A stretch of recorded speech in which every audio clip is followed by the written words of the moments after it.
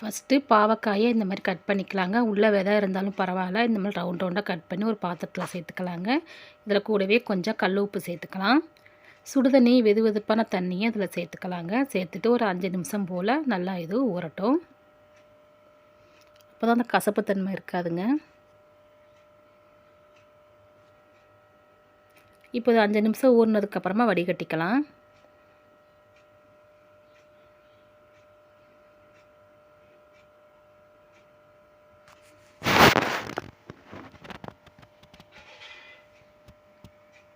இப்போ தண்ணி நல்லா வடிஞ்சதுக்கப்புறமா ஒரு அகலமான பாத்திரத்தில் சேர்த்துக்கலாம்.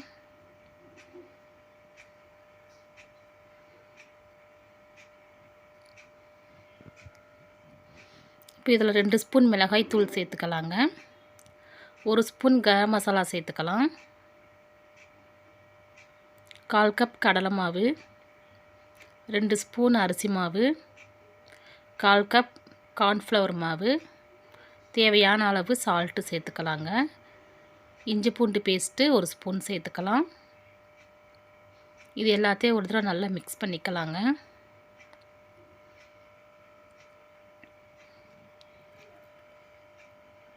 அதுக்கப்புறமா கொஞ்சம் கொஞ்சமாக தண்ணி தெளித்து இந்த மாதிரி நம்ம கலந்து விடலாம். தண்ணி அதிகமாக ஊற்றாதீங்க.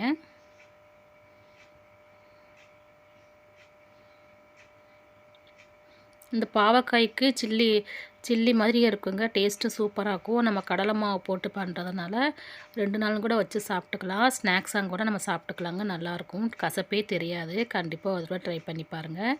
இது ஊற வைக்க தேவையில்லைங்க. நம்ம அப்படியே பிரட்டிட்டு நம்ம எண்ணெயில் அப்படியே போட்டு எடுத்துக்கலாம். எண்ணெய் நல்லா காஞ்சதுக்கப்புறமா ஒன்றா போட்டு எடுத்துடலாம்.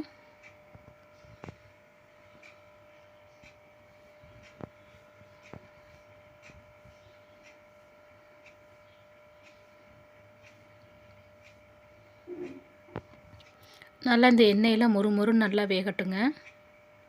இதுக்கு எண்ணெயும் அதிகமாக இழுக்காது. இப்போ பாருங்கள், ஓரளவுக்கு வந்துருச்சு. அடிக்கடி திருப்பிக்கலாம்.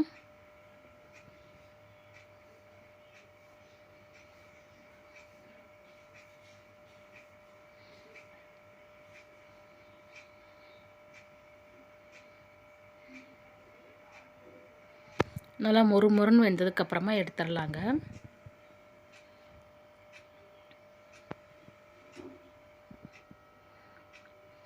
நல்லா இப்போ மொறுன்னு வெந்துருச்சு. இப்போ தனியாக ஒரு பிளேட்டுக்கு எடுத்து வச்சுக்கலாம். இந்த பாவக்காய் சட்னி வந்து ரச சாதம், தயிர் சாதம், சாம்பார் சாதத்துக்கெலாம் சூப்பராக இருக்குங்க. சும்மாவே அப்படியே கூட சாப்பிட்லாம். நல்லா டேஸ்ட்டு சூப்பராக இருக்கும். குழந்தைங்க பாவக்காய் கசப்பாக இருக்குன்னு சாப்பிட மாட்டாங்க. இந்த மாதிரி செஞ்சு கொடுங்க, கண்டிப்பாக சாப்பிடுவாங்க. இப்போ அந்த எண்ணெயிலே கொஞ்சம் கருவேப்பிலை போட்டுட்டு அதை நல்லா பொரித்து எடுத்துகிட்டு அந்த பாவக்காய் மேலே டெக்கரேஷன் மாதிரி பண்ணிடலாங்க. பார்க்குறதுக்கு நல்லாயிருக்கும். இப்போ மீதி இருக்கிற பாவக்காயை நம்ம எண்ணெயில் போட்டு பொரித்து எடுத்துடலாங்க.